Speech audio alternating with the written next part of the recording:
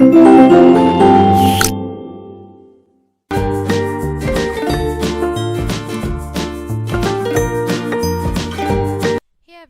How are you all of you? I hope you are all doing well friends. तो चलिए आज हम start करने जा रहे हैं अपना ग्रामर में चैप्टर नंबर 2 और हमारे चैप्टर का नाम है सब्जेक्ट एंड प्रेडिकेट। तो चलिए समझते हैं। Read the following sentences. ये जो आपको सेंटेंस है इनको ध्यान से पढ़ना है।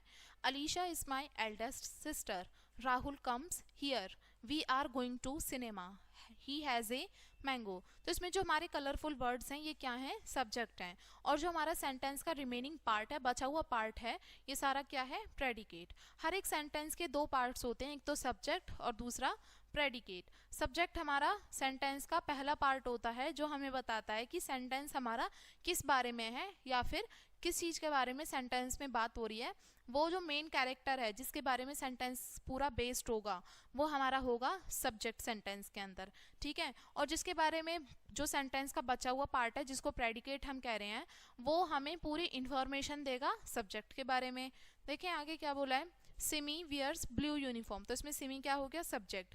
वियर्स ब्लू यूनिफॉर्म तो बचा हुआ पार्ट जो है इन्फॉर्मेशन ही तो दे रहा है, आगे का बचा हुआ जो है उसके बारे में इंफॉर्मेशन हमें मिल रही है, तो ये प्रेडिकेट है। जो मेन पार्ट होगा वो होगा सब्जेक्ट और प्रेडिकेट जो होता है वो रिमेनिंग पार्ट होता है। इसके अंदर वर्ब्स होती हैं और ये हमें जो बताता है इन सभी चीज़ों के बारे में।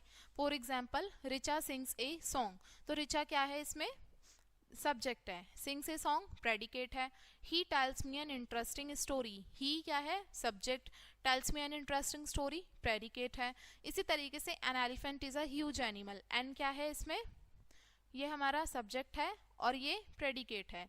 Children are playing in the park. Children subject है, are playing in the park predicate है। सब्जेक्ट देखते हैं। एक सेंटेंस के अंदर अक्सर जो हमारा सब्जेक्ट होता है वो या तो नाउन होता है या प्रोनाउन होता है और ये प्रेडिकेट से पहले यूज किया जाता है, प्रेडिकेट से पहले लगाया जाता है। लेकिन कुछ केस में हम प्रेडिकेट के बाद भी इसको यूज कर सकते हैं, सब्जेक्ट को प्रेडिकेट के बाद भी लगा सकते हैं कुछ सेंटेंस के अंदर। जैसे the boy left after a few minutes. तो इसमें द बॉय सब्जेक्ट हो गया और left after a few minutes predicate हो गया। After a few minutes left the boy. तो इसमें सब्जेक्ट कहाँ बाद में आया? प्रेडिकेट पहले आया। इन क्वेश्चन और इंटेरोगेटिव सेंटेंस, क्वेश्चन और इंटेरोगेटिव सेंटेंस जो होते हैं जो सब्जेक्ट होता है वो वर्ब के बाद में लगाया जाता है। जैसे are you going home? Has she gone to school? Do you write with left hand? तो इंपैरेटिव सेंटेंस के अंदर सब्जेक्ट जो होता है वो इम्प्लाइड होता है, मतलब मेंशन नहीं किया जाता, उसमें हमें खुद ही समझना होता है। सब्जेक्ट हमेशा यू होता है, ठीक है। जैसे गो टू स्कूल, तो इसमें क्या है? यू, यानी कि सामने वाले की बात की जा रही है। You go to school. Complete your work, जैसे you complete your work. Always eat green vegetables. You always eat green vegetables. और एक्सक्लेमेटरी सेंटेंस के अंदर भी सब्जेक्ट जो होता है वो भी पहले नहीं आता। जैसे how beautiful the bird is, what a great day.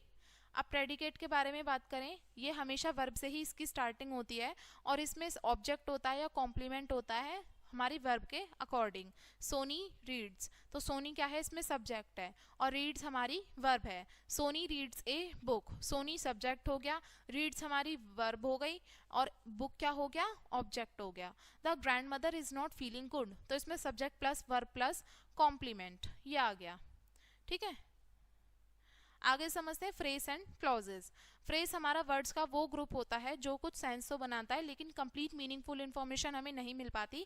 Phrase जो होता है उसका खुद का अपना कोई सब्जेक्ट या फिर वर्ब नहीं होता। For example on the table, all of a sudden, in the room, at home, ठीक है। तो ये सारे क्या है? फ्रेजेस हैं। इनको कंप्लीट होने के लिए हमें साथ में कुछ ना कुछ चाहिए, वर्ब जरूर चाहिए। अब क्लॉज क्या होते हैं? क्लॉज हमारे ये भी सेम वर्ड्स के ग्रुप होते हैं, ये भी सेंटेंस का पार्ट होते हैं और ये अपना खुद का सेंस कंप्लीट कर भी लेते हैं और नहीं भी करते, दोनों ही बात होती हैं।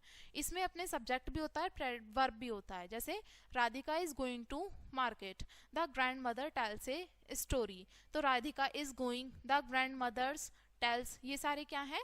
हमारे क्लॉज हैं और ये पूरा मिल करके क्या बनेगा? सेंटेंस, ठीक है। तो ये हमारा चैप्टर था एंड आई होप आपको ये लेसन समझ में आ गया होगा। वीडियो को ही पेंड करेंगे इसी चैप्टर के साथ एंड थैंक्स फॉर वॉचिंग।